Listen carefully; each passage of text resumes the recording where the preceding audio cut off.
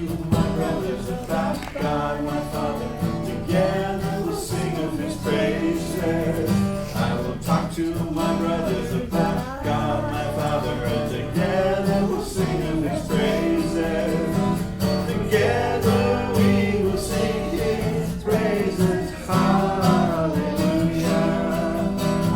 Together we will sing His praises. Hallelujah. La la la. Hallelujah. La la la. Hallelujah. Hallelujah. La la la. Hallelujah. I will talk to my brothers about God my Father. Together we'll sing of His praises. I will talk to my brothers about God my Father. Together we'll sing of His praises. Together we will sing His praises. Hallelujah. Together we will sing His praises. Hallelujah. Hallelujah. La la la. Hallelujah. La la la.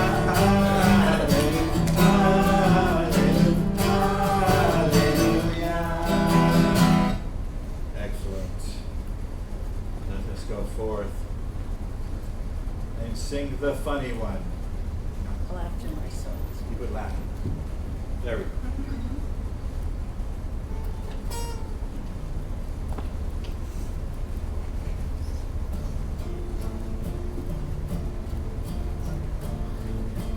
I once was dead, my spirit cold.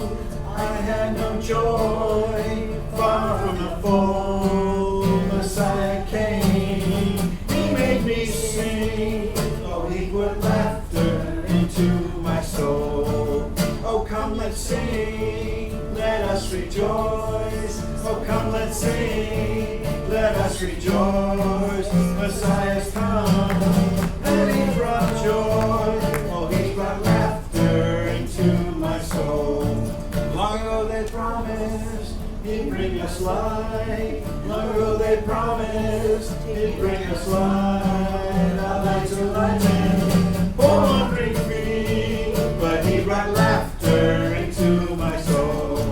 Oh, come, let's sing, let us rejoice. Oh, come, let's sing, let us rejoice. Messiah's come, and He brought joy. Oh, He brought laughter into my soul.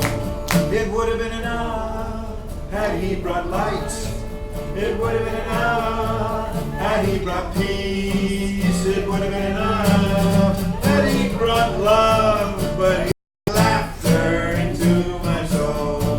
Oh, come, let's sing, let us rejoice. Oh, come, let's sing, let us rejoice. Messiah's come, and He brought joy. Oh, He brought laughter into my soul.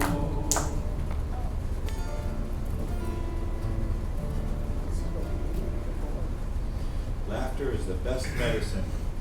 I was thinking my Boy's Life magazine, there was a cartoon about that. Boy's Life.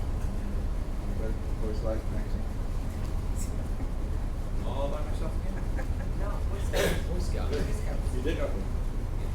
Yeah, my brother.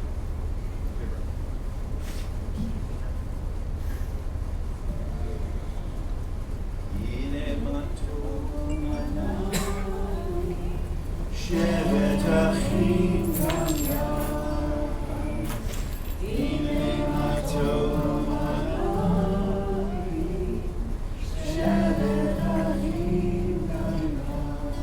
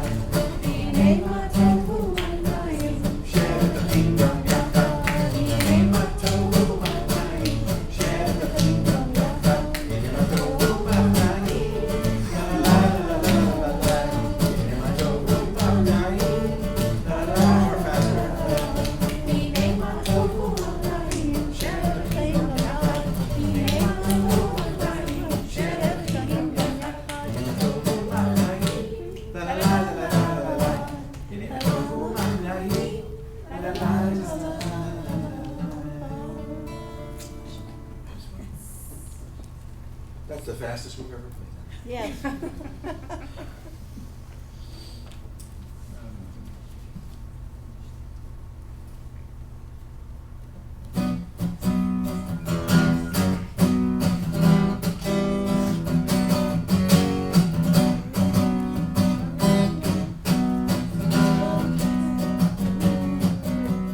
בימים ההם תימשך יהודה בירושלים תשמעו ביתה. בימים ההם תימשך יהודה בירושלים תשמעו ביתה. יצא אשר יקרא אליו, יצא אשר יקרא אליו. אדוני צדקנו, אדוני צדקנו, אדוני צדקנו, צדקנו, אדוני צדקנו, אדוני צדקנו, אדוני צדקנו. What does that mean? I think that's what it is. In those days, Judah shall be saved, Jerusalem shall dwell in safety. Again, in those days, Judah shall be saved, Jerusalem shall dwell in safety. Now this is the name by which it shall be called. Yes, this is the name by which it shall be called. The Lord our righteousness, the Lord our righteousness, the Lord our righteousness, our righteousness. The Lord our righteousness, the Lord our righteousness, the Lord our righteousness, our righteousness. I'm going to Hebrew again, do you? We'll get to it. In Hahem, Tibeshe Yehuda, Yerushalayim, Tishmeroteka. Vayamim Hahem, Tibeshe Yehuda, Yerushalayim, Tishmeroteka. Mitzvah Shem Yisraela, Mitzvah Shem Yisraela. Adonai Tzidkenu, Adonai Tzidkenu, Adonai Tzidkenu. Tzidkenu, Adonai Tzidkenu, Adonai Tzidkenu, Adonai Tzidkenu, Tzidkenu.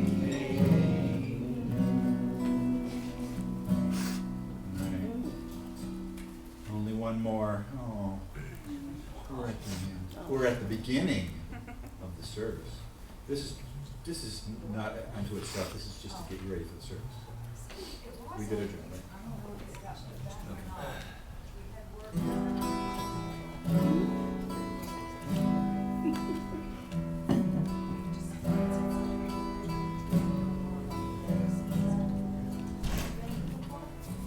May the Lord protect and defend you.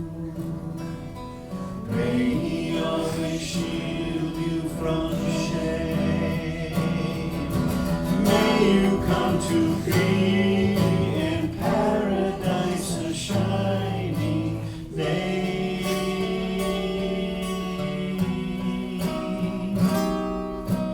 May you be like Ruth and like Boaz.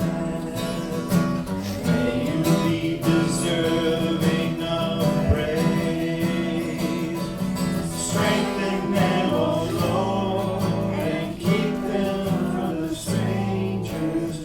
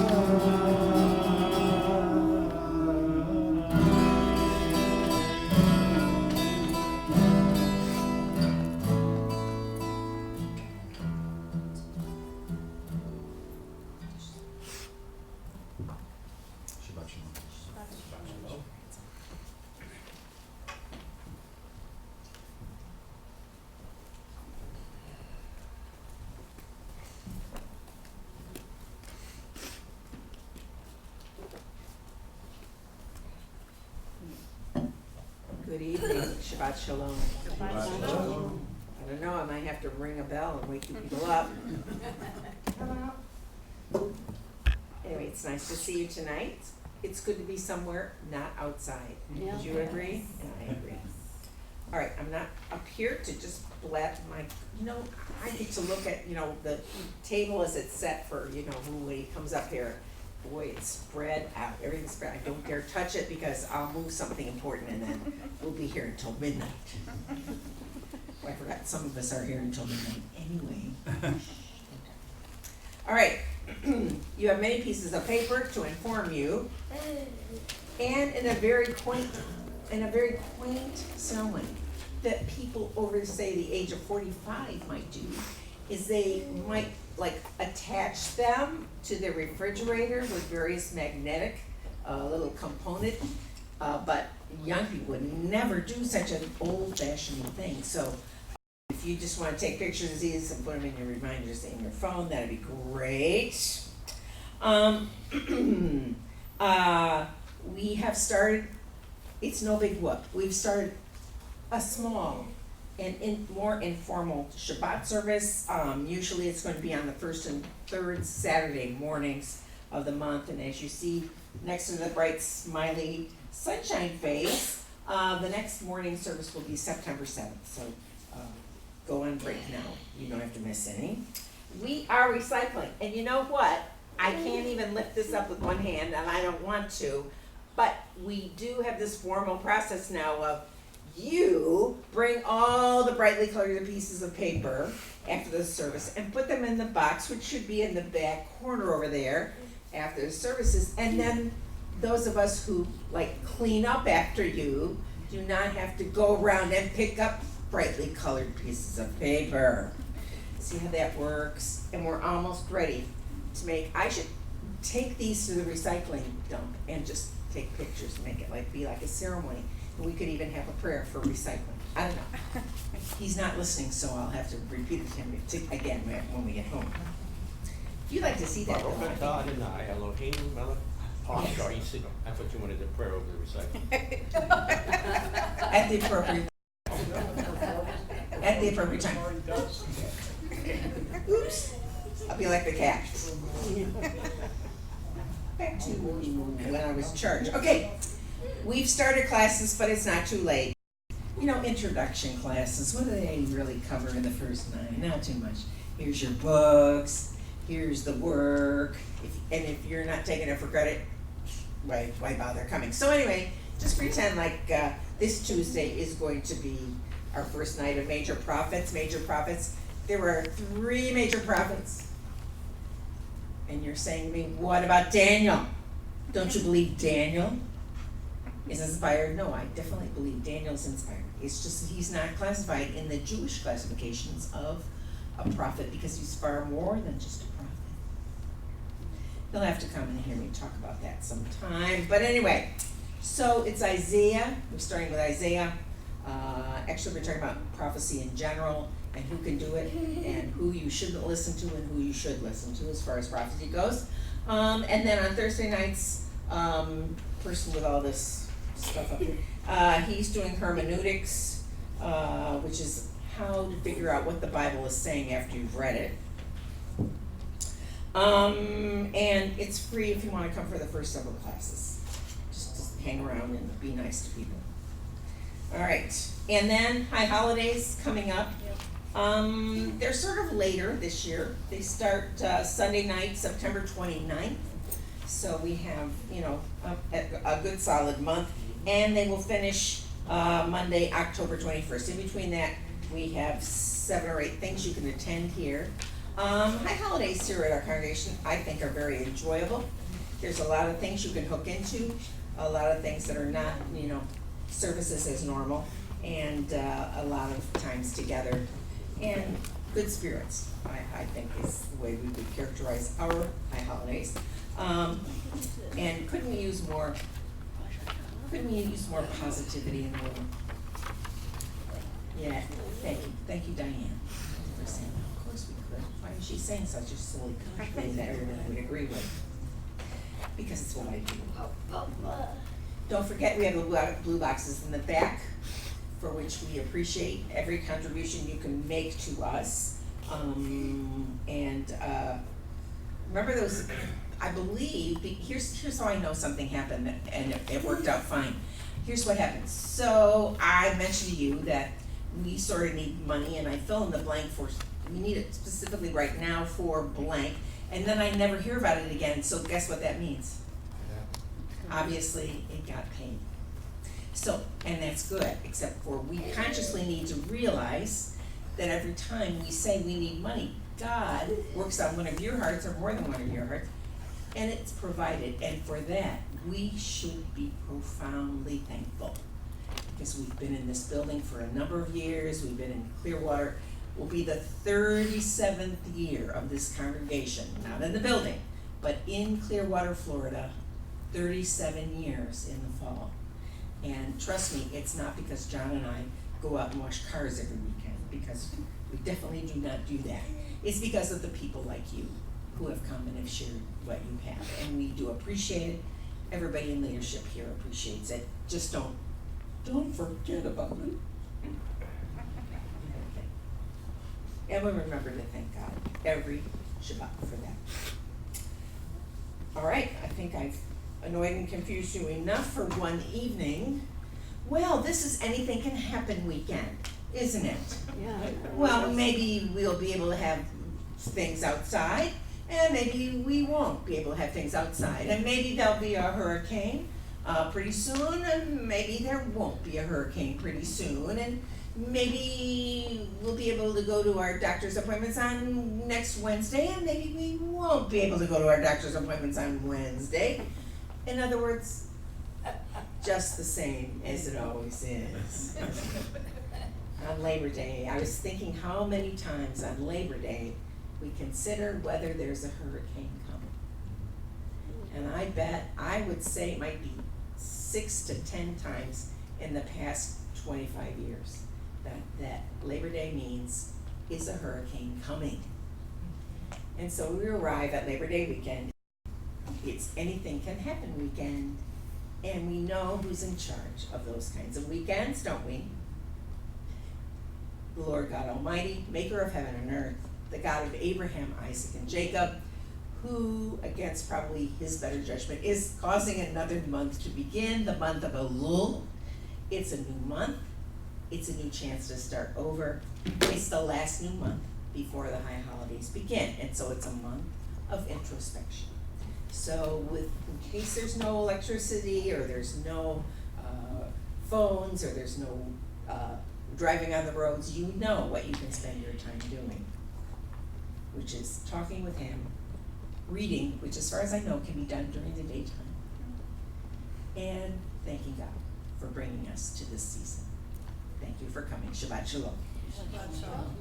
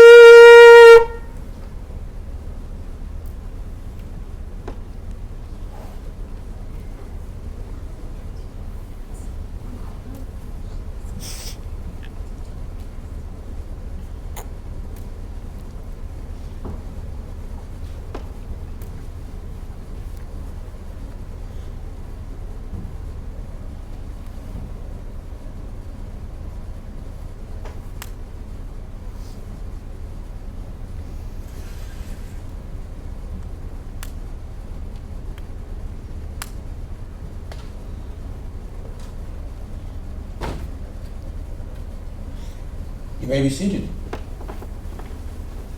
As the shofar blast has reminded you, and as the Torah processional reminds us as well, it's Rosh Chodesh. It's the new month celebration. This is always a special privilege that we get to celebrate when it falls on the weekend, so that we can enjoy it here during Shabbat services as well.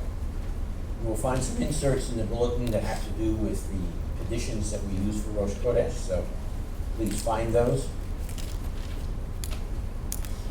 And you will see that this is done responsibly. And as usual, so as not to confuse anyone, I'll let you play the part of the congregation and assume that you will allow me to play the part of the leader. Now that we have all of our parts laid out, the text begins, Yahi ratzon no panecha Adonai Eloheinu v'Elohei avotenu shekadesh olenu et Chodesh hazeh l'tova v'livracha. And respond. May it be your will, O Lord our God and God of our ancestors, to make this new month a month of good and blessing for us. Grant us long life, a life of peace, of good, of blessing, of provision, of vigor, a life marked by reverence for you and dread of sin, a life free from shame and dishonor, a life of prosperity and honor, a life in which love for your word and reverence for you, our God, will animate us, a life in which our heart's desires will be fulfilled for good. He who performed miracles for our ancestors and liberated them from slavery to set them free, may he quickly liberate us and gather our exiles from the four corners of the earth, all of our people Israel, and let us say, Amen. May the Holy One, blessed be He, make this month Elul, a month of life and peace, of gladness and joy, of redemption and consolation for us and for all Israel, His people. And let us say, Amen. building on the theme and on those thoughts, we're now ready for the Amidah portion for this evening. It's paragraph 5, which does in fact build on those thoughts.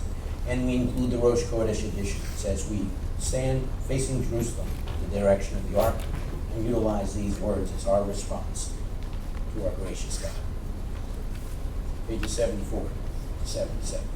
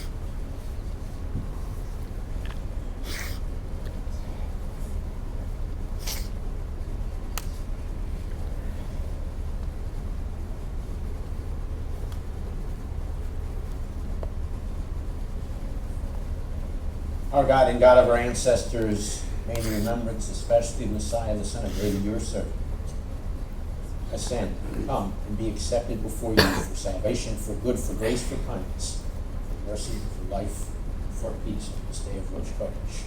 And so, may our eyes soon behold you return to Zion with mercy.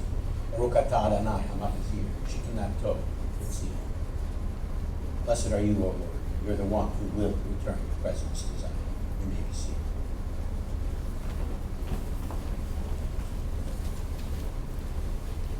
The second of our inserts builds on that as we anticipate restoring his presence to Zion as the time when the Redeemer will in fact come to Zion.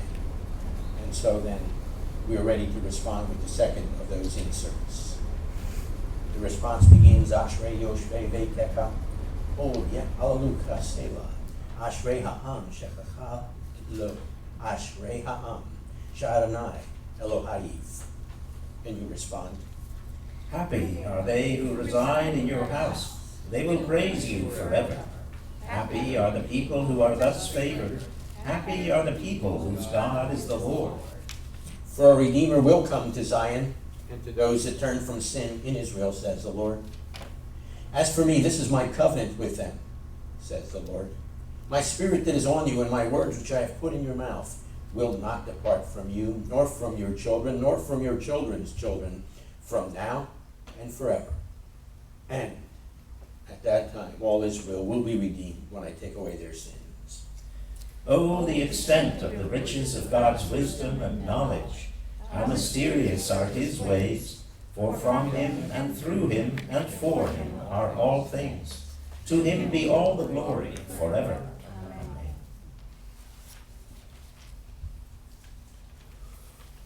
A Redeemer will come to Zion. That's the hope. It's the time when God will restore his presence to Zion. But in one sense, we are reminded, utilizing now the words of the ancient prayers, and we'll use the insert form of our Tehillat Ohr Chadash to respond in this fashion. Using the words of our daily prayers, we now respond. He has come. He has redeemed his people. The text begins in the following fashion. Baruch Adonai Elohei Yisrael, ki pakat et amo vayishlach lo padut vayarem lanu, keren Yeshua, b'veit David avdo. You respond with the paragraph, I'll respond to you with the second and join you in the third. Praise the Lord, the God of Israel, because he has come and has redeemed his people, as a horn of salvation for us in the house of his servant David, to give his people the knowledge of salvation through the forgiveness of their sins. Because of the tender mercy of our God, by which the rising sun, a wonderful messianic text from Malachi, by which the rising sun has come to us from heaven to shine on those living in darkness and in the shadow of death, to guide our feet into the path of peace. Sovereign Lord, as you have promised, my eyes have seen your salvation, which you have prepared in the sight of all people, a light for revelation to the Gentiles and the glory of your people Israel. He truly was and is the light for revelation to the Gentiles and the glory of God's people Israel.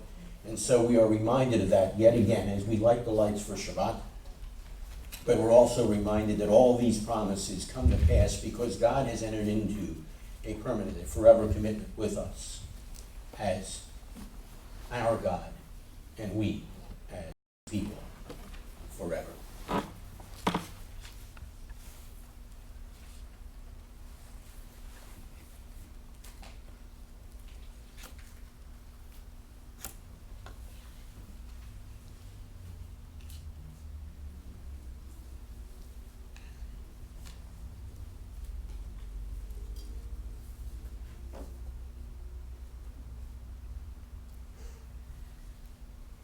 Baruch atah Adonai Eloheinu melech haolam, asher kiddushanu b'mitzvato v'tzivanu lahadlik ner shel Shabbat.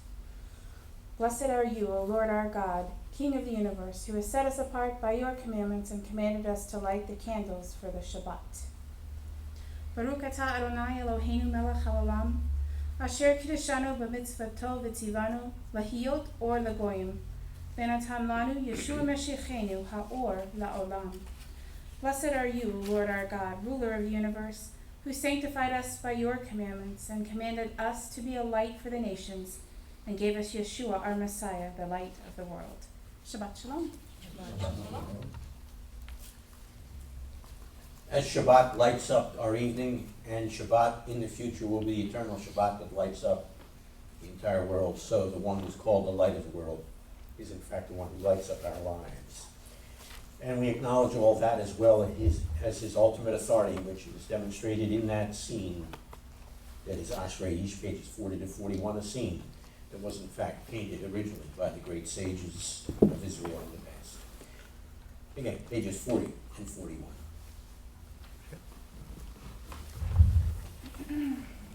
Elohim asher diber mikadem ve'amim rabot uvidrachim rabot el ha'avot be'ad ha'leviim diber aleinu be'acharit hayamim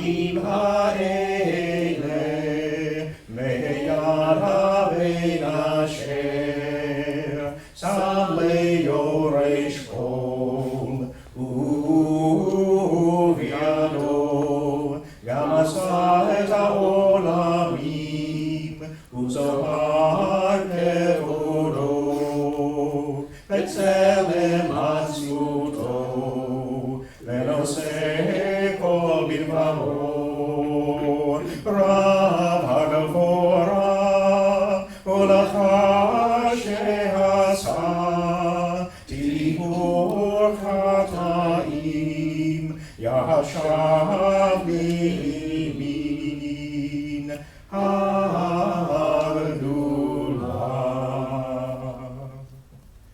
In the past, God spoke to our fathers through the prophets at many times in various ways. But now, in the end of days, he has spoken to us by the Messiah, his Son, whom he appointed the heir of all things, and through whom he made the universe. The Son is the full radiance of God's glory, and the flawless manifestation of his reality. He sustains all things by his powerful word. After he made atonement for sins, he sat down in the place of authority, beside the majesty in heaven.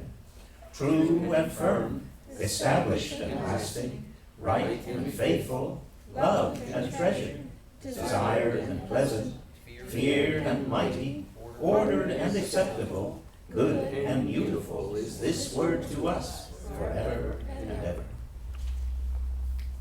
As we remind ourselves, he's sitting at the place of authority. And as he's sitting there, what is he doing? Among other things, he's awaiting to return to us, as is anticipated, in fact, by the Sephardi version of Chodesh, which is page 156 and 157, as we too anticipate his coming, his return. Richard leads, we respond.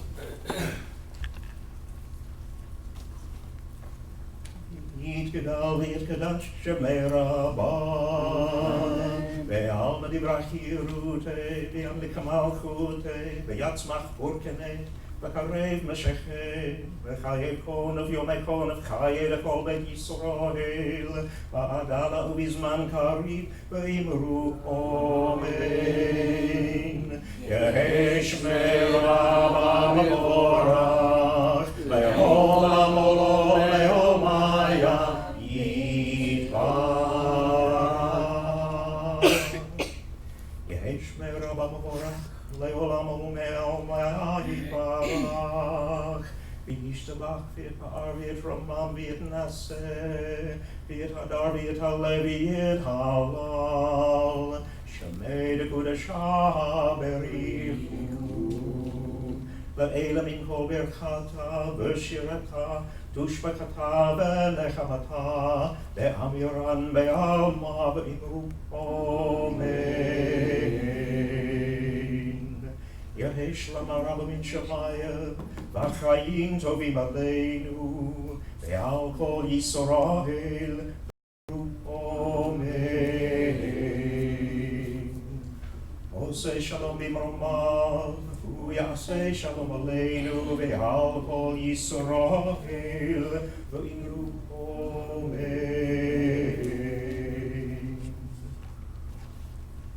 Glorified and sanctified be his great name in the world which is created according to his will. May he bring about the reign of his kingdom, and cause his salvation to sprout, and bring near his Messiah in your lifetime, and in your days, and in the life of all the house of Israel, speedily, yes, soon, and say, Amen. May his great name be blessed forever and forever, eternally. Blessed and praised, glorified and exalted, extolled and honored, adored and lauded be the name of the Holy One, blessed be, who is high above, far above all blessings and hymns and praises and consolations which are spoken in the world, and say, Amen. May there be great peace from heaven, and good life for us and for all Israel, and say, Amen. He who makes peace in the heavenly realms, may he make peace for us and for all Israel, and say, Amen. The one who makes peace in the heavenly realms is the one who can make peace in the heavenly realms, because he's the one, in fact, who created those very heavenly realms. And as we're reminded in our Shabbat blessings for this evening, he's also the one who orders the cycles of time and varies the seasons. So that we get to celebrate Rosh Chodesh, we get to celebrate Shabbat, and in a month, we'll get to celebrate a whole month's worth of holidays. So Richard leads, we respond. Pages 34 and 35. Baruch atah Adonai Eloheinu melech haolam, asher bidvaro ma'ariv aravim, v'kach mapatech sha'arim gan eden. Blessed are you, O Lord our God, ruler of the universe, who by your word brings on the evening twilight, and by your wisdom opens the gates of the heavens. With understanding you order the cycles of time, and vary the seasons, setting the stars in their courses in the sky, according to your will. You create day and night, causing the light to pass away before the darkness, and the darkness before the light. By your will the day turns into night.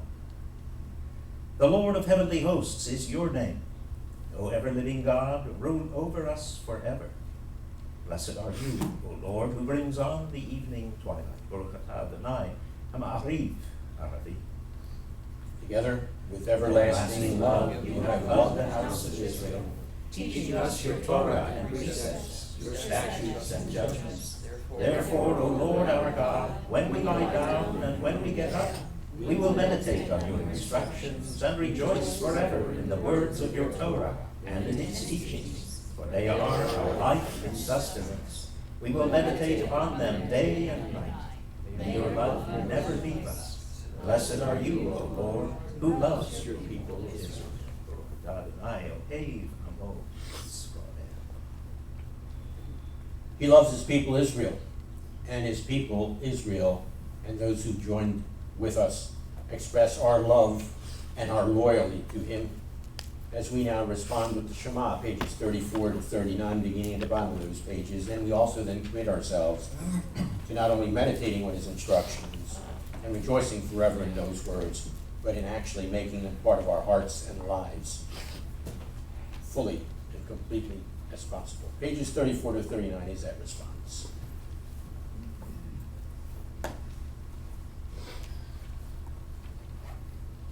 Shema Yisrael, Adonai Eloheinu, Adonai Echad. Baruch Shem Kevod Malkuto Leolam Vaed. Ve'ata et Adonai Elohecha b'kol halacha u'b'kol nafshecha u'b'kol me'odecha. Ve'hayu ha'dvarim ha'eleh asher Anochi mitzavcha hayom aleh alecha. V'shinantam levanecha v'divartam ve'shivtecha betecha uvlechtecha b'derech uvshatbecha uvkomecha uvshartam lehot al yadecha ve'hayu letodafot ve'einecha uvtavtam al mezozot betecha uvyisharecha. Hear, O Israel, the Lord is our God, the Lord alone. Blessed be he whose glorious kingdom is eternal. Love the Lord your God with all your heart, and with all your life, and with all your strength. These commandments that I give you today are to be on your hearts. Impress them on your children. Talk about them when you sit at home and when you walk along the road, when you lie down and when you get up. Tie them as reminders on your hands and bind them on your foreheads. Write them on the door frames of your houses and on your gates. As we reflect on our great God, we're reminded that there's truly none like him. We already set the stage for that in the words of Chodesh, and now we emphasize those words on pages 88 and 89. Truly, Lord, there is none like you, O Lord among the gods.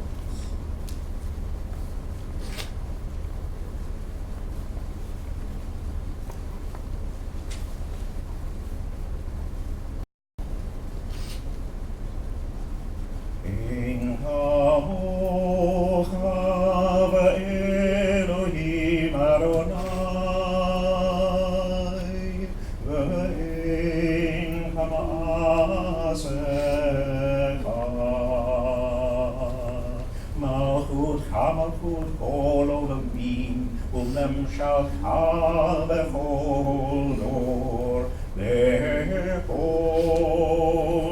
or vador. Adonai melech, Adonai malach, Adonai imelot leolam moed, Adonai os le'amo yitain, Adonai yivarech et amo v'shalom. There is none like you among the gods, my Lord, and there is nothing that compares to your deeds. Your kingdom is a kingdom that endures for all eternity, and your sovereignty extends throughout all generations. The Lord reigns, the Lord has reigned, the Lord shall reign throughout eternity. The Lord will bless his people with peace. Take a deep breath before we do Vayhi Ben Soah, which looks forward to the time when what we have proclaimed for ourselves will take place throughout the earth. In fact, for just a second, take a seat.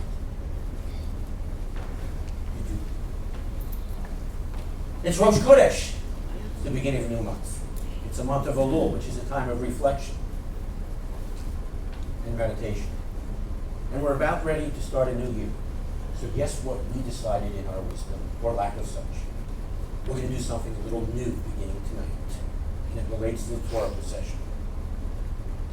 But before I give you the difficult part, let me simply say a couple things briefly about the easy part. When the Torah processes among us, you will see that people reach out with the tzitzit or with the siddur. And it's not because they are desiring that some magical thing flows from the siddur through their hands and into their peoples. It's simply a sign of respect and gratitude for what God has given, as well as a sign of commitment to follow what's in it. And out of respect, we don't touch with our hands or with something that's in our hands for a couple reasons. One, because we may not have washed our hands very effectively, and we don't want anything not appropriate to get attached to either the cover, or that's also why we use the yad up front to store itself. But I would suggest there's an additional meaning here as well, and that is we come to him to bring not only ourselves, but whatever's in our hands as well.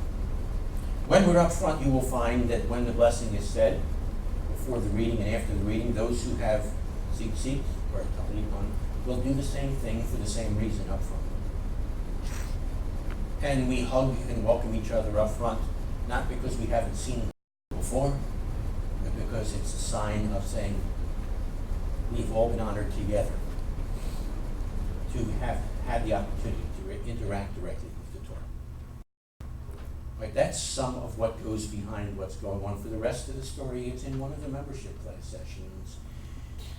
He did get a commercial in that's found on the Vimeo site. Now here's the thing that's going to throw you for a loop. Hopefully not, because we're going to loop through the congregation in a slightly different way. One of the ideas of the Torah processing among us is that God, as Abraham Joshua Heschel pointed out, the great rabbi from the previous generation, God is in search of humans. So God is coming to us. So let me suggest, and I don't want to step on everybody's toes, that you don't come rushing up to the Torah as if you're rushing up to God. That's not been our history. Our history is since God has come down to us. So let the Torah come to you. And to make sure that it comes to all of you, here's where we've changed the procession.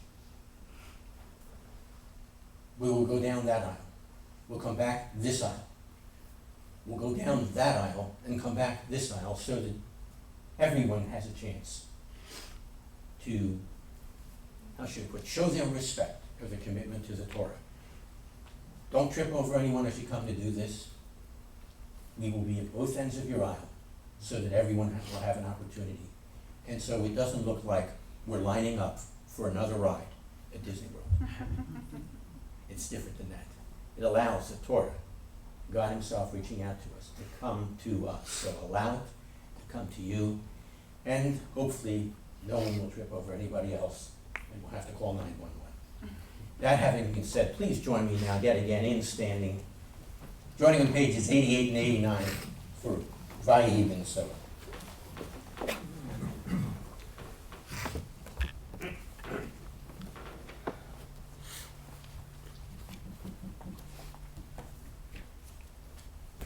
ויהי בנשוא הארון ויאמר משה קום אדוני ויפוצו אבך וידוסו משנאיך מפניך כי מציון תצא תורה כי מציון תצא תורה ודבר אדוני בירושלים ברוך שנתן תורה תורה ברוך שנתן תורה תורה לעמו ישראל בקדושתו.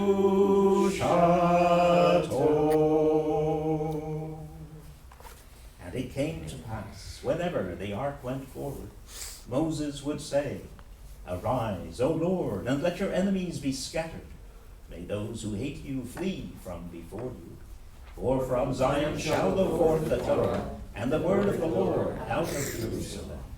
Blessed be he who in holiness gave the Torah to his people. He did give us his Torah. As it comes now among us, we do acknowledge that we will respond to that which he's given to us and how he reaches out to us. The response is page 133.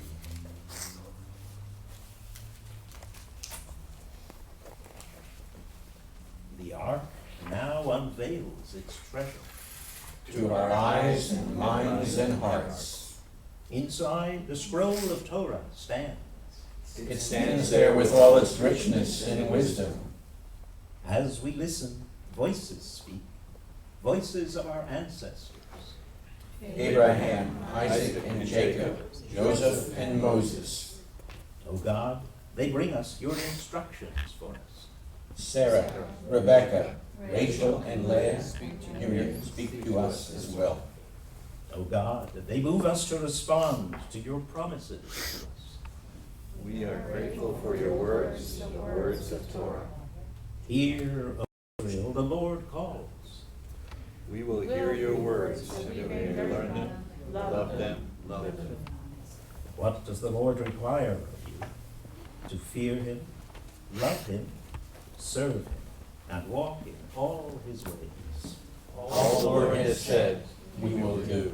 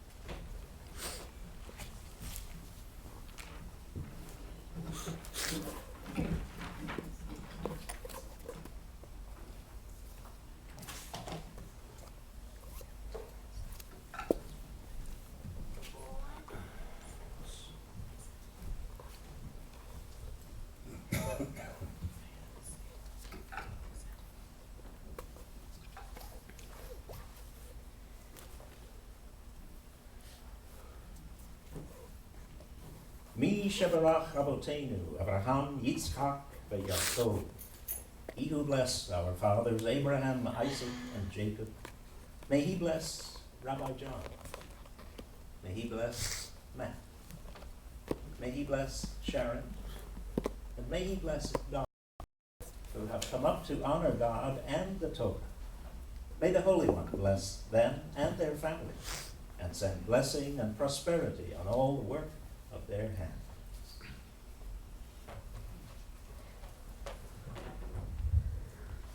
Baruch hu et Adonai HaMavorach, Baruch Adonai HaMavorach le'olam va'ed, Baruch atah Adonai Eloheinu melech haolam, asher bachar banu mikol ha'amim, v'natan lanu et Torato. Baruch atah Adonai noten haTorah. Amen. Bless the Lord who is blessed. Bless the Lord who is blessed forever and ever. Blessed are you, Lord our God, ruler of the universe, who chose us from all peoples and gave us the Torah. Blessed are you, Lord, giver of the Torah.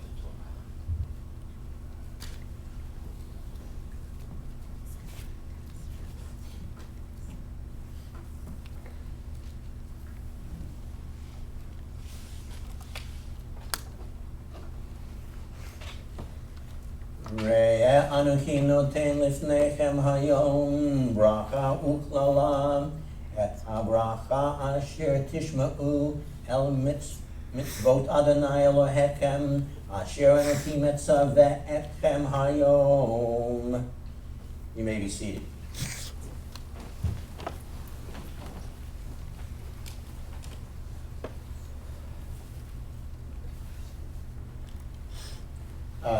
Now see, in the sense of focus your attention, I am placing before you this day a blessing and a curse, benefits and consequences. A blessing, whenever tishma'u, we looked at that term last week, whenever you pay careful attention to and follow through on the prescriptions from God, from the Lord your God, which I am setting forth before you this day. And so the text goes on to describe the importance of following through on God's commandments. There's some very interesting things in here. It has to do with holiday stuff starts next week, interestingly enough, but it has to do with the way in which we interact with one another, and something that's very important, and because it's in this text, I'm allowed to say something about it even though it's Shabbat, has to do with tithes and offerings. God does expect those to come back to Him because of what He reaches out to us to do. That's about all I want to say about this text, particularly this evening, for right now. Let the words seep in. Let them become your words. Now, how are those words going to better seep in and become words on your lives? That's exactly right. It's your turn now to read the words that I read so that you'll be better acquainted with them. So take out your bulletin, the first inside page, and you can follow along with me. And by following along with me, I mean read along with me. Are you ready? Yes. Here we go. Re'eh Anochi noten lifnechem hayom bracha uklala et habracha asher tishma'u el mitzvot Adonai Elohechem asher Anochi metzaveh etchem hayom. Thank you. And hopefully the second reading will reinforce the first reading.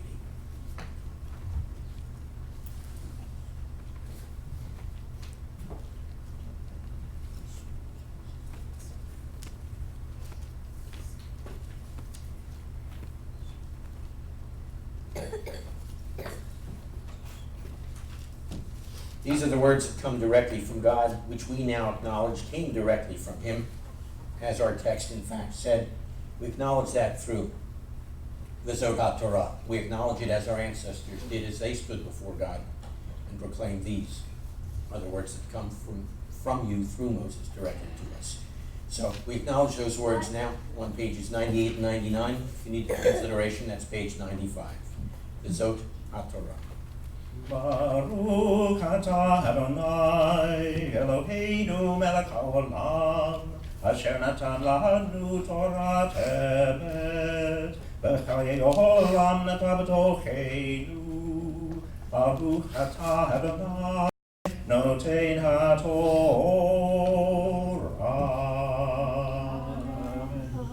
Blessed are you, Lord our God, ruler of the universe, who gave us the Torah of truth and life everlasting planted in our midst.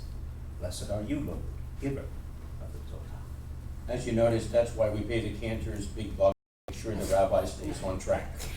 Now that we've said the blessing after having heard the words, we're ready to acknowledge that these are in fact the words that come directly from God. Now, the Zohar Torah. B'zot HaTorah asher sama Moshe lifnei b'nei Yisrael al pi Adonai b'yan Moshe. This is the Torah which Moses placed before the children of Israel. It is in accord with the Lord's command by the hand of Moses.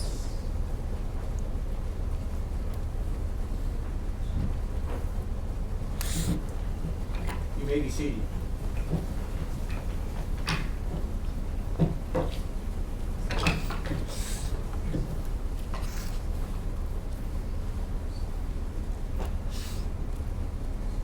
Haftorah blessings are on pages 94 to 97.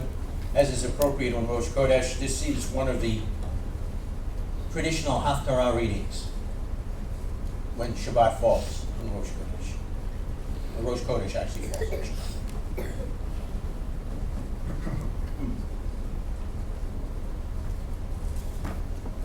Baruch atah Adonai Eloheinu melech haolam asher bachar b'neviim tovim v'ratza b'divreihem hane'emarim be'emet. Baruch atah Adonai abocher b'torah Uv Moshe Avdo, Uv Yisrael Hamo, Uvin B'yeh Ha'emet B'tzedek. Amen. Blessed are you, O Lord our God, ruler of the universe, who selected good prophets, delighting in their words which were spoken truthfully. Blessed are you, O Lord, who chose the Torah, your servant Moses, your people, Israel, and the prophets of truth and righteousness.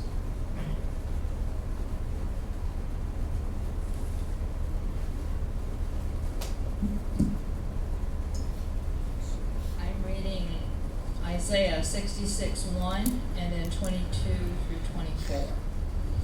Heaven is my throne, says Adonai, and the earth is my footstool. What kind of house could you build for me? What sort of place could you devise for my rest? For just as the new heavens and the new earth that I am making will continue in my presence, says Adonai, so will your descendants and your name continue. Every month on Rosh Chodesh and every week on Shabbat, everyone living will come to worship in my presence, says Adonai. As they leave, they will look on the corpses of the people who rebelled against me, for their worm will never die, and their fire will never be quenched, but they will be abhorrent to all humanity. Man, that's powerful.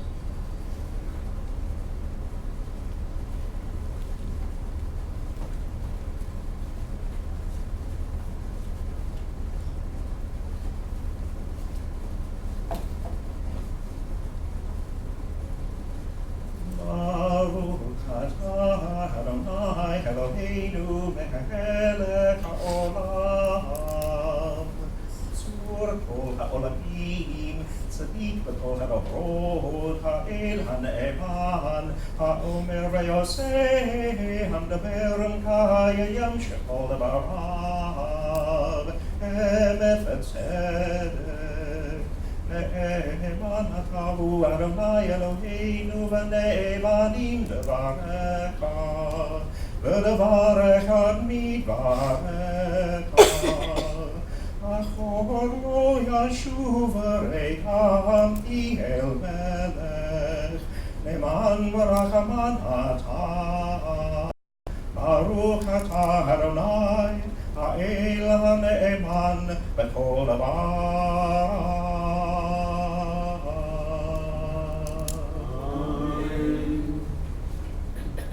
Blessed are you, O Lord our God, ruler of the universe, rock of all ages, righteous throughout all generations. You are the faithful God, promising and then performing, first speaking, fulfilling. For all your words are true and righteous. Faithful are you, O Lord our God, and faithful are your words, for no word of yours shall remain unfulfilled. You are a faithful and merciful God and King. Blessed are you, O Lord God, who are faithful in fulfilling your words. Have mercy on Zion. It is the fountain of our life, and very soon deliver her who grieves deep. Blessed are you, O Lord, who makes Zion rejoice with her children. And those rejoicing children now respond together. Make us joyful, O Lord our God, with the prophet Elijah, your servant, and with the kingdom of the house of David, your anointed. May Elijah come soon and bring joy to our hearts. Allow no stranger to sit on David's throne or inherit his glory. For by your holy name you swore to him that his light would not be quenched forever. Blessed are you, O Lord, the shield of David. Rosh Chadash, again.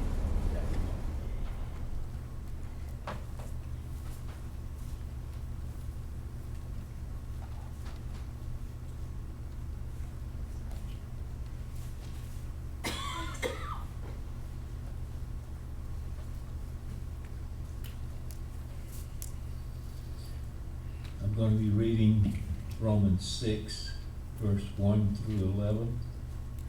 So then are we to say, let's keep on sinning so that there can be more grace? Heaven forbid.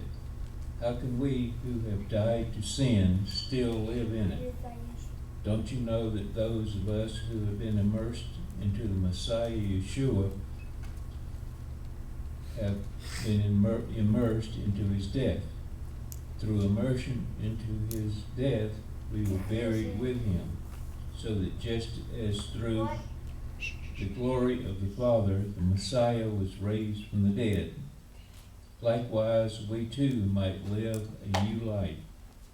For if we have been united with him in death like his, we will also be united with him in a resurrection like his. And we know that our old self was put to death on the execution stake with him, so that the entire body of our sinful propensities might be destroyed, and we might no longer be enslaved to sin. For someone who has died has been cleared from sin. Now, since we died with the Messiah, we trust that we will also live with him.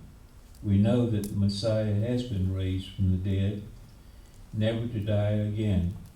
Death has no authority over him, for his death was a unique event that need not be repeated.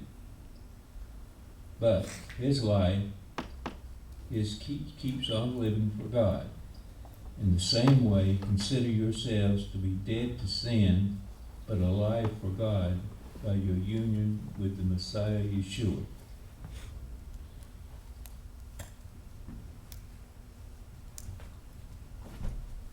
Life-changing words if we allow them to seep into our lives, to transform our lives, because they are part of what we call Etz Chaim, a tree of life, intending to reshape our lives. And then So we respond, renew our days as of old. That response is pages 96 and 97.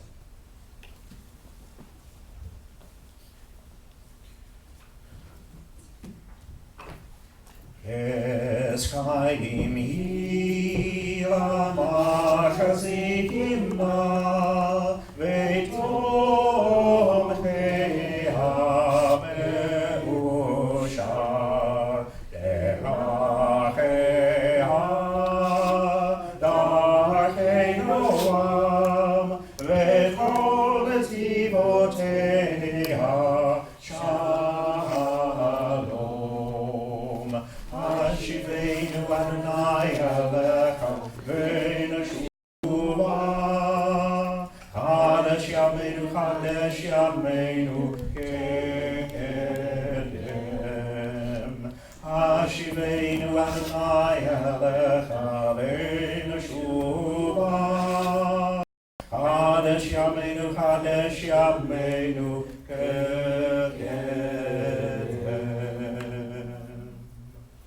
A tree of life it is to those who take hold of it, and happy are those who support it. Its ways are ways of pleasantness, and all its paths are peace. Turn us, Lord, to you, and let us return. Renew our days as of old.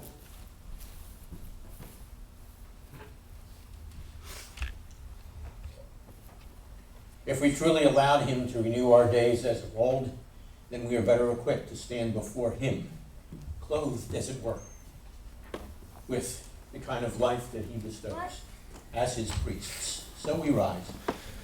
We respond with Yufnu Ko Yomar, pages 98 and 99. Uvnucho Yoma Shuva Adonai Ribavot Alfei Yisrael. When the ark rested, Moses would say, Return, O Lord, to the myriads of Israel's families. Arise, O Lord, to your resting place, you and your mighty ark.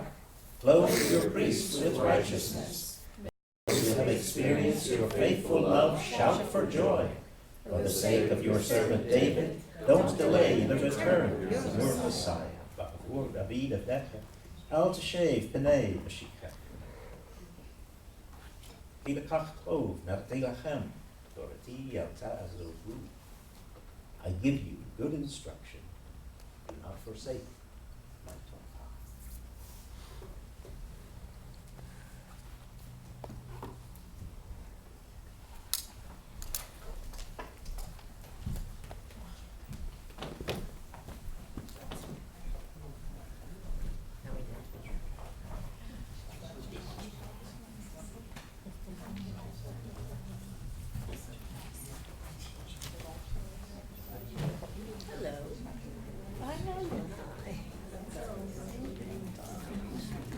Oh yes, feel free to greet one another and stand up, even if I forgot to remind you.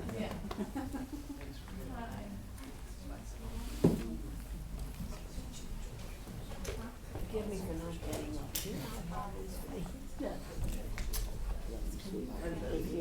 Okay, great.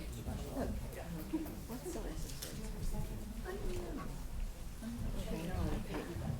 Yeah, no, I'm emptying it now, so. It'll come, okay.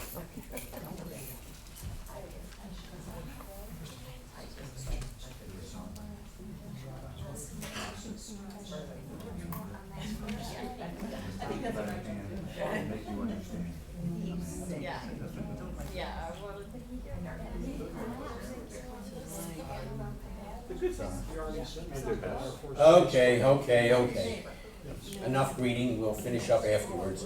Yeah, I know, we're gonna wait until Donna and Sharon get across here. Please. Yeah, we're going hard.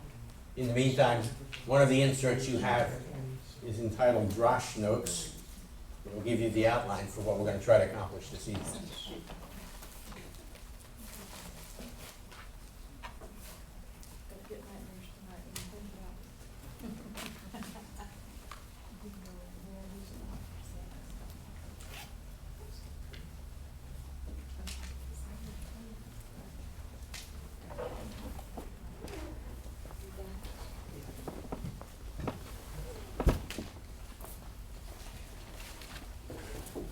I was in the post office the other day, and as I was waiting to be served, I happened to look at one section of the post office wall. You probably recognize it. It was the section where the FBI wanted posters were put. I'm sure you've seen those posters at a post office, or perhaps as part of some Western you saw on TV or at the movies. You know, they say, wanted for, and then it lists what they're wanted for. Now, some of these people are more dangerous than others. And so their posters have on them wanted, dead, or alive. You know, God also has wanted posters out for us. Only God's poster reads, wanted, dead, and alive. Now, what does he mean? Rav Shaul explains it in the chapter that was read for you, Romans chapter 6, and in doing so, he shows us that the dead and alive principle is in fact the key to mastering sin in our lives, to living a dynamic new kind of life. So we begin at the chapter, but the beginning of that chapter is not the beginning. Yeah, now that sounded sort of redundant, but that's okay. It's the 6th chapter in this particular letter. That means there's a lot of text going on here, which we won't have time to get into this particular evening. And you will see that we begin with the first part of this. The first several verses give us the idea that dead is dead. We start, first of all, with a contradiction that's exposed in those first couple verses. The rabbi ended chapter 5 by saying, where sin flourished, if I might retranslate a bit, grace overflourished it. Now, the natural objection to that is, well, look, if that's true, we should go on sinning. After all, the more sin there is, the more of God's grace there will be. Right? Well, wrong. It does sound sort of logical, and in verse 2, the rabbi responds, in effect, no way. Impossible, in fact, reprehensible, because that would be an out-and-out contradiction. He's saying, as far as sin is concerned, you're dead. So, raising yet another question, why do we keep sinning? I mean, that's sort of like saying that a dead person can go on living, isn't it? Implied within the text thus far is another question, namely, what? I've lost you. So in verses 3 and 4 he proceeds and he explains the condition he's talking about. In other words, how we died. The text says, our translation reads immersion. Other translations, I think, including the one at the end of the aisle, or the end of your pews, read baptism. In effect, it says baptism or immersion did it to us, in answering the question how we died. And so he says, don't you know that all of us, and I'm going to use the term for right now, baptized, all who were baptized into the Messiah were baptized into his death. Now look, they did know that they were baptized into Messiah. That was understood by the readers. What they didn't realize is that this implied being baptized into his death, and therefore they were dead as far as sin was concerned, as is stated already. Now, it's interesting if you look around at some of the writings of Judaism, you will find, and I quote now from something called the New Testament in Rabbinic Judaism, written by a Jewish scholar who, while he was alive, used to teach at Oxford University. He said, the doctrine that baptism, I'm quoting, as it means arising from the dead in a moral and spiritual sense, also means dying to the sinful world, has its roots in Jewish teaching. So this isn't something he just made up. It is in fact something found in Jewish teaching. So, it raises the question, do we understand what it means to be baptized into the Messiah? Let me be clear right at the outset here to say he is not talking about what's often called water baptism, something we describe as the mikveh, or technically tevilah. The accompanying phrase for that particular action, for lack of a better way to put it, is you do something, you do this in the name of. But here, if you read the text carefully, it says into, not in the name of. Quick aside, and by now you know half the time it's a commercial, and yes it is. This is the kind of stuff we get into in the course that's taught on Thursday nights, called Biblical Hermeneutics. How do we carefully unfold and look and carefully observe what's in the biblical text? Because it's important. It's a slight difference here. In the name of or into, it means that we're dealing with two different realities here. It's the same phrase that you find in 1 Corinthians chapter 10 and verse 2, where the rabbi says, "You were baptized into Moses." That too has nothing to do with water baptism. The baptism here spoken of, is here spoken of as everyone's experience. As everyone's experience who's a follower of Yeshua. But not every one of Yeshua's followers is baptized by water. So it causes us then to take a look at the word then, baptism. It means, or baptized. Okay, this is going to be a real shock to you. The Greek word for baptized is baptizo. You really need me to tell you that, didn't you? In other words, it's not translated. It's just taken letter by letter into the English language, which doesn't particularly help us. It comes from a word, interestingly enough, used to describe the process of dyeing cloth. I don't mean cloth that's about to dye. The process of actually transforming the color of cloth or dyeing cloth. So the material came out with a new color, if you would have it, or a new identity. So it has to do, this term has to do with a change of identity as a result of being placed into something or being brought into contact with it. It's the idea then of being identified with that which caused the change of identity. In this case, the color of the dye. In 1 Corinthians 10, the Israelis were so closely identified with Moses that they went through the same experience as Moses. What he went through, they went through.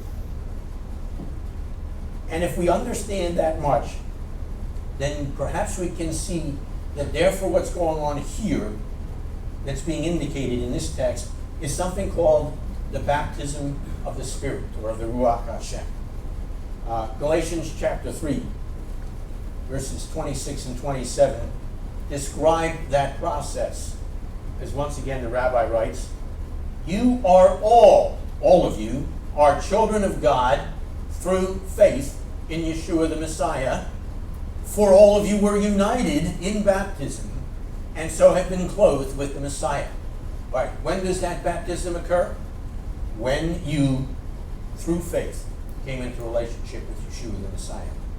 1 Corinthians 12 verse 13 says, we have all been baptized by the Spirit of God into one body, into Messiah's body.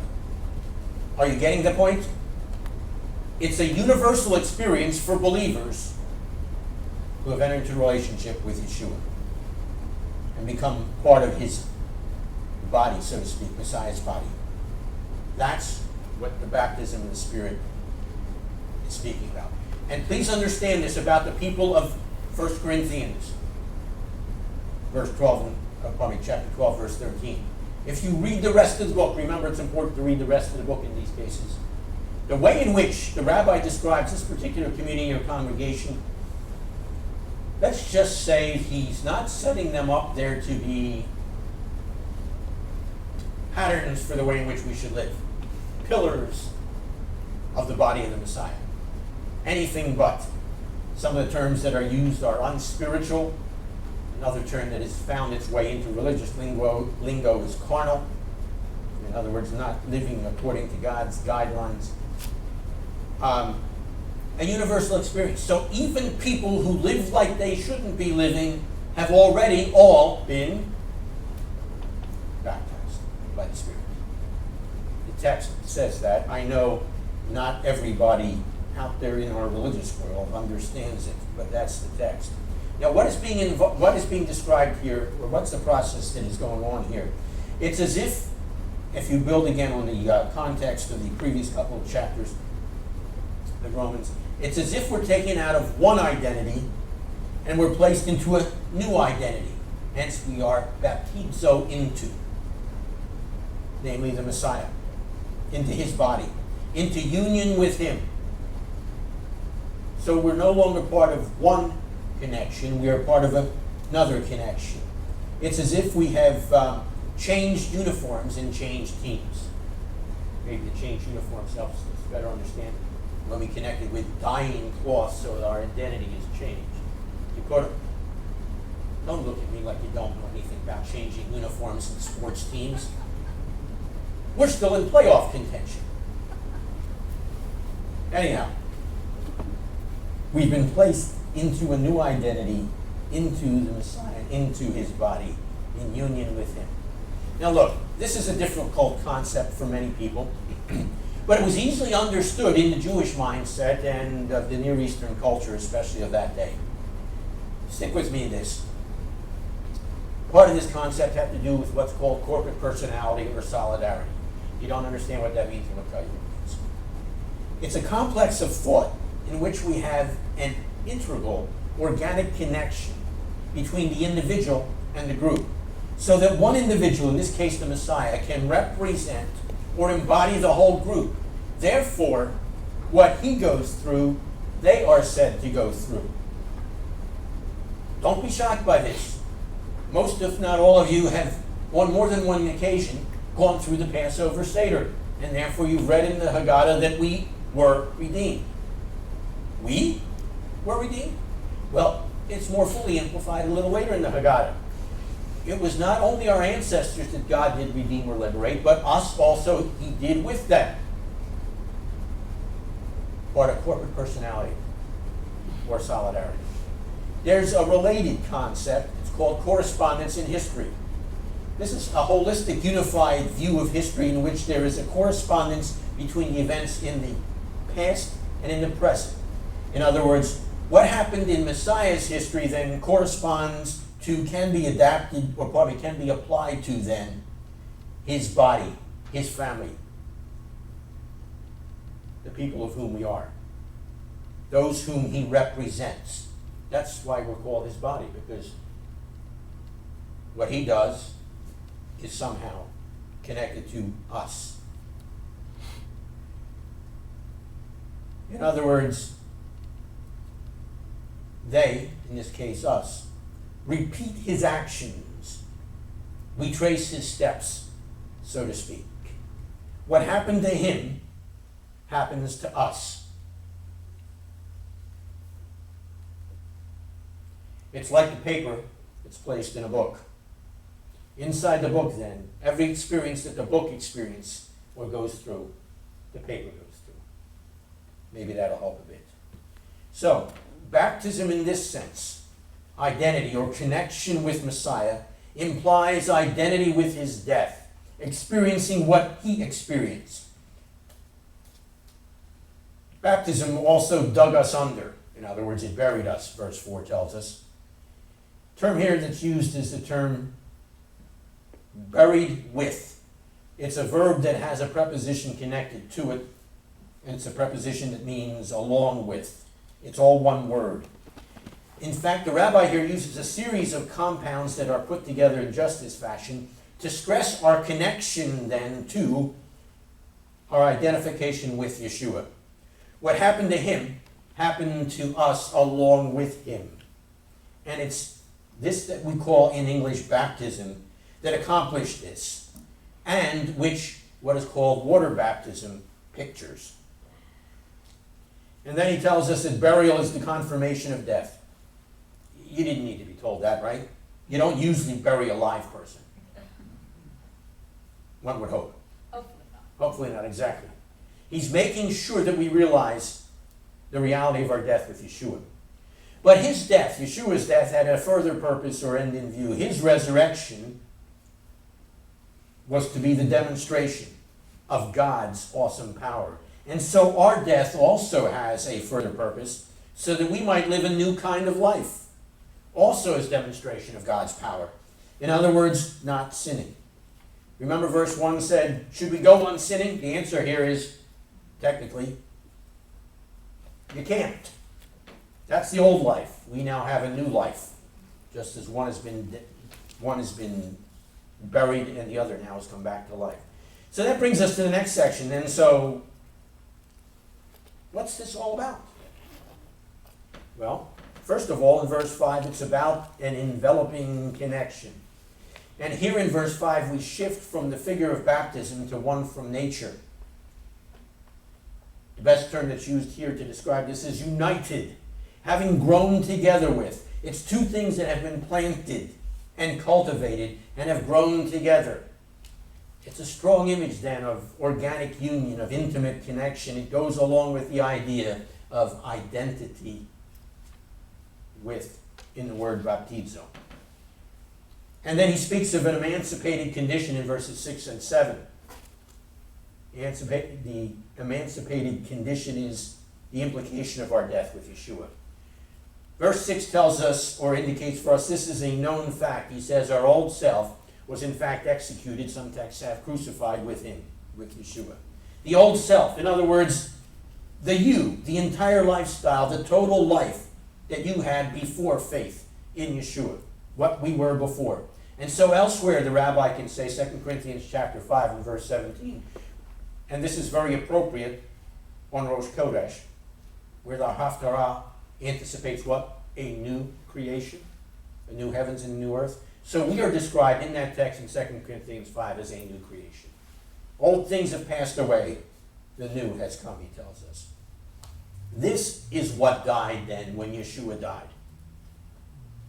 Now, does that mean, as again is taught in some circles, that we're to crucify ourselves so as to enter into this new life? Are we? How can we crucify ourselves if we're already dead and buried? It's already taken place. Does that make sense? We can't do it because it's already been done. The purpose, he tells us in verse 6, is that the body of sin might be destroyed. Body of sin. That's a phrase that means the body seen as the channel or the agent of sin, characterized and controlled, predominated and shaped by sin. And then he says that's destroyed, it's rendered powerless, it's paralyzed, it's inoperative, it's reduced to impotence and inaction. Therefore, the body, as we understand it now, the body is neutralized in its response to sin. The chain of automatic or spontaneous response has been broken. He'll say that again, in verse 12. The result is that we're no longer slaves to sin. We are no longer enslaved. Now, sin is here being used to describe the principle within us, the tendency, the propensity, as the translation puts it, our nature, or what the rabbis call the Yetzer Hara, which this rabbi referred to in chapter 5. What he's saying here is that the power or the mastery of this sin nature is broken, this tendency, this propensity. There's been a disengagement, he's telling us. We're set free from chains and enslavement. We don't have to obey its orders. We don't have to follow its instructions. Some of you may be aware of something called mutiny on the bounty. I'll refresh your memories. There was a gentleman by the name of Captain Bligh. Captain Bligh was deposed. Now, after he was deposed, he could order people around as much as he would like, but no one had to obey him any longer. What the rabbi is saying here is we don't have to be dominated, controlled, shaped by the Yetzer Hara that the rabbis speak of, this tendency, this propensity to do what we shouldn't be doing. We don't have to be shaped by it any longer. We don't have to give in to our inclination, our tendency to sin. Yeshua took care of that propensity, that nature, as well as taking care of our sins. The reason for this, verse 7, pure and simple. The person who has died, he says, is freed from sin. Now, freed, interestingly enough, is a legal term. It indicates that no legal claim can be made on the dead person. The dead person is exempt from all claims that sin and the Yetzer Hara had on us. This too, by the way, is not surprising, and there's a rabbinic parallel to this as well. For example, drawing on Jewish tradition, which says that the individual's own death atones for their sin. It's found in the Talmud. In other words, it finishes the punishment for it. Now, the rabbi here applies this by affirming that our union with Yeshua and his death means we have effectively died, so that our death in connection with the Messiah atones for our sins and ends, therefore, its hold over us.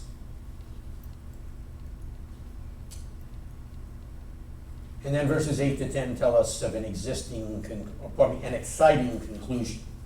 It has to do with the implications of our resurrection with Yeshua. In verse 8, the principle is reinforced. It tells us that it tells us that we've been identified and united in death and resurrection. The one logically includes the other. First implication then. As resurrection follows death, crucifixion or the execution of the old self implies a new creation. Again, appropriate for Rosh Chodesh. It involves the impartation of a new nature or new power, a divine supernatural resource or power or propensity or tendency. Implication number 2. There is the certainty of a bodily resurrection for us as there was for Yeshua, and therefore the eternal life that implies.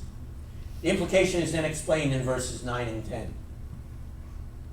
His resurrection means death cannot be repeated. If death cannot be repeated, then death's power and threat has been broken. The implication here is that since death is not his master, Yeshua's master, and we died and rose with him, therefore death is not our master. So we don't need to fear death. And remember, death is in this particular context connected with sin.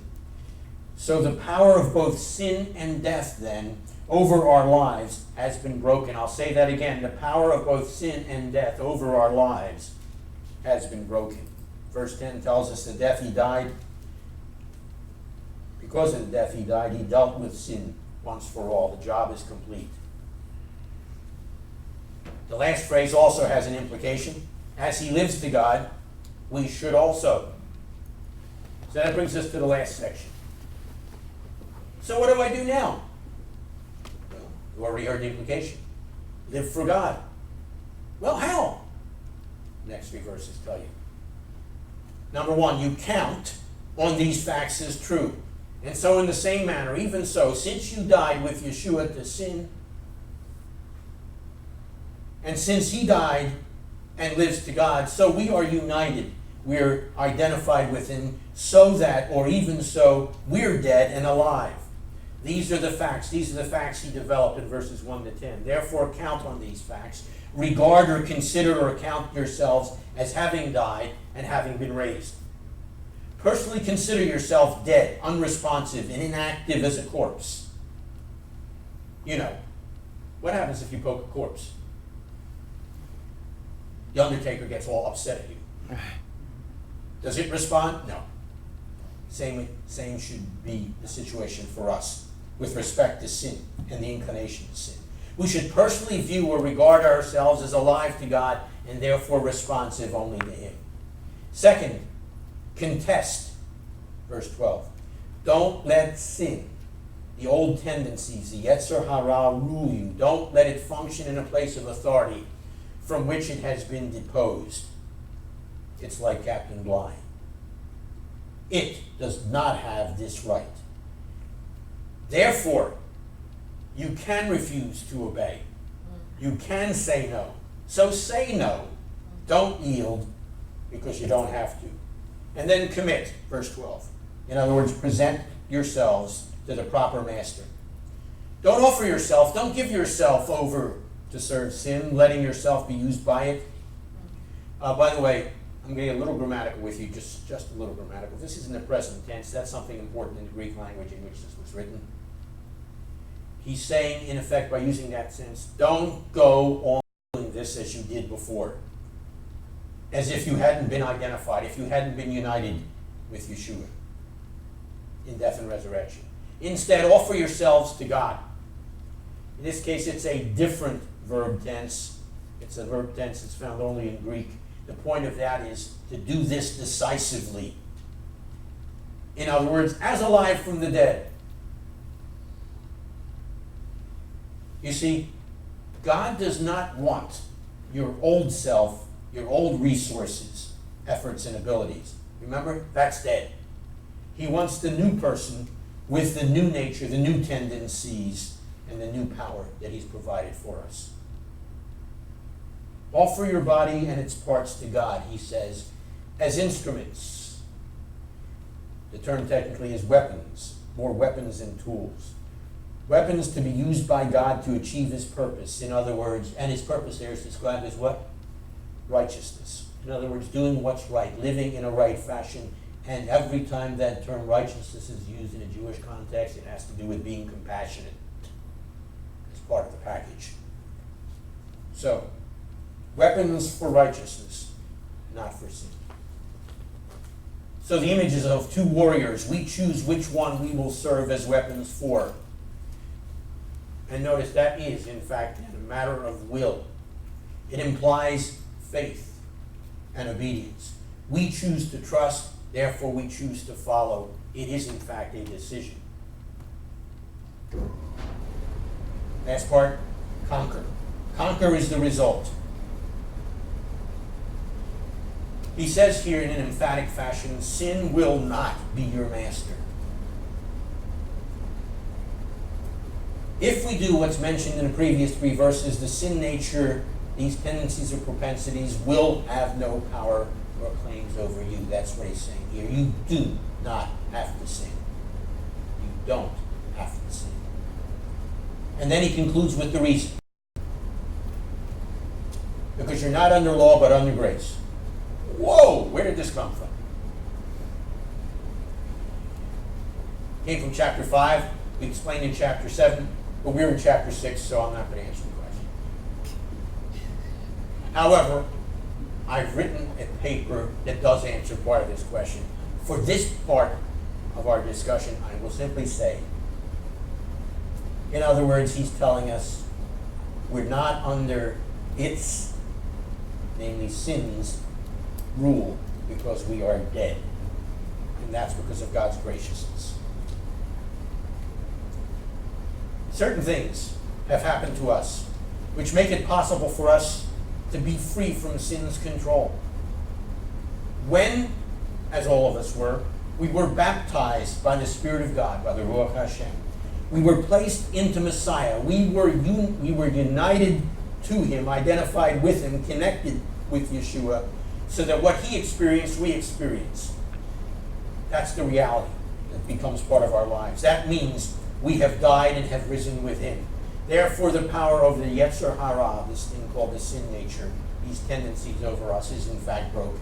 We don't have to sin, but we can live a new kind of life because we have new power, we have new resources, and because it's Rosh Chodesh, we're reminded we are a new creation.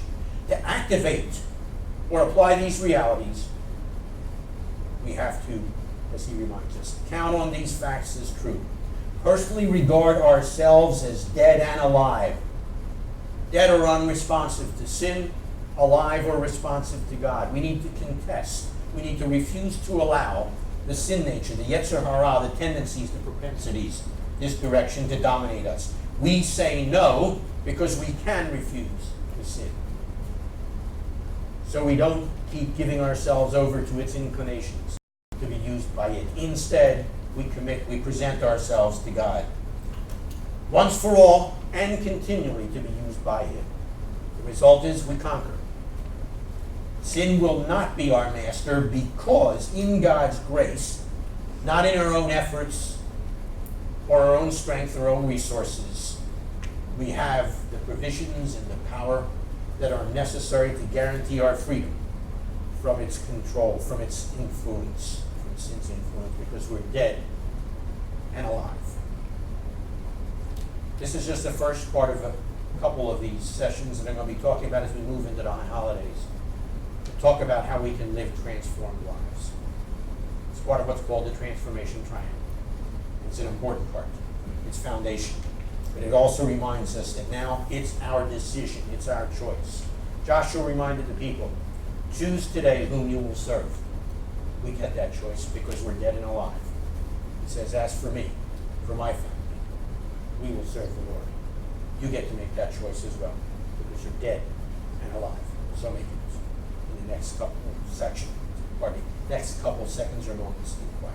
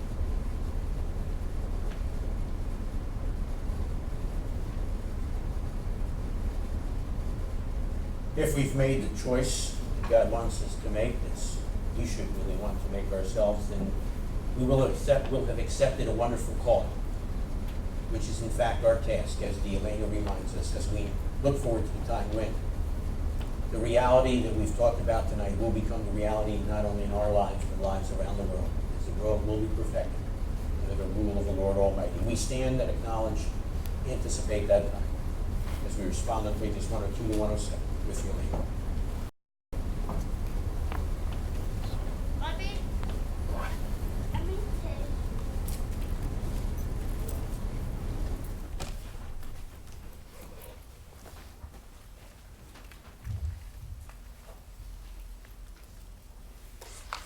Aleinu l'shabeach ba'anon ha'kol, ha'teit gedula l'yotzer bereshit, shel senu kavahia ratzon, velo samanu k'mishpachot ha'adama, shel lo sakalkeinu kahem, vegor aleinu kekal hamonam, ve'anachnu orim, u'mishachavim u'odim, lifnei melech malkei halakim, HaKadosh Baruch Hu, Shehu notei shamayim v'yoser haaretz, u'moshav yakaro b'shamayim miba'al, u'shkilat uzo, v'gavhei meromim, Hu Eloheinu Elon, Emet Malkeinu, Efesulato, Kekatub B'Torato, Vayadata Hayom, V'Hashevota, El Levavecha, Ki Adonai, Hu HaElohim, V'Shamayim Mima'ah, Ve'al Haaretz Mitachat Elon. It is incumbent upon us to praise the Master of all, to exalt the Creator of the world, for He has made us distinct from the nations and unique among the families of the earth. Our destiny is not like theirs, our calling is our task. We bow down and acknowledge before the King of Kings that there is none like Him. For He stretched forth the heavens like a tent and established the earth. Truly there is none like our Lord and King. As the Torah says, you shall know this day and reflect in your heart that it is the Lord who is God in the heavens above and on the earth beneath. There is none else. We hope, O Lord our God, to soon behold your majestic glory, which all abominations shall be removed, and all false gods shall be at an end. Then shall the world be perfected under the rule of the Lord Almighty, and all mankind shall call upon your name. For to you every knee must bow, and every tongue declare that you are God. Reign over us soon and forever. May the kingdom of David's greater Son be established forever. For then shall the words be fulfilled. The Lord shall be king forever, and the Lord shall be king over all the earth. On that day the Lord shall be one, and his name one. V'ne'emar v'haya Adonai lemelech al kol haaretz bayom hahu yihyeh Adonai echad u'shamo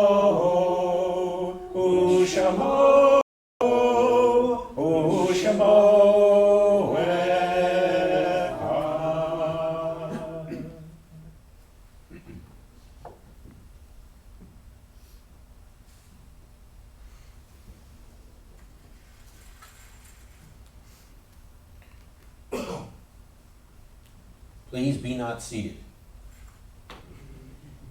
We got a late start on this evening. I'm not, okay. Yeah.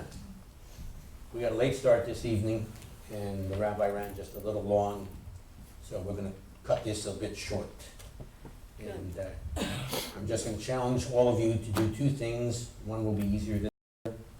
Number one, please remember to read the stuff that's in the bulletin by way of reminders. And do remember you can take advantage of free classes yet this week. On Tuesday night and Thursday night, Dorian permitting. Who's Dorian? That hurricane coming. And do take advantage of the other opportunities listed there as well. Second, if you see someone in the building you don't know, please say hello to them. And if you see somebody that you do know, feel free to hug them. And now, before we move on to the Oneg room to continue our celebration of Shabbat, we're now ready to receive blessings that God said he would extend to us as Richard comes to lead us. And one other, as you leave the building, if you're not taking the inserts and bulletin with you, the box. It will be in the back row.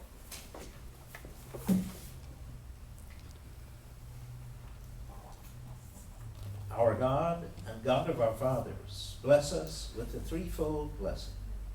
Eloheinu ve'Elohei Avotenu, Barecheinu, Habarcha Habashu Hashem. Yivarechecha Adonai v'yishmarecha. Ya'er Adonai panav lecha v'yichunecha. Yisa Adonai panav elecha v'yasem lecha shalom.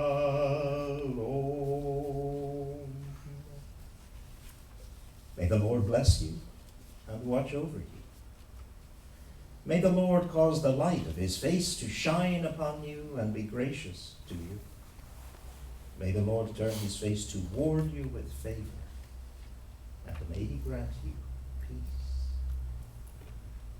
Shabbat shalom. Shabbat shalom.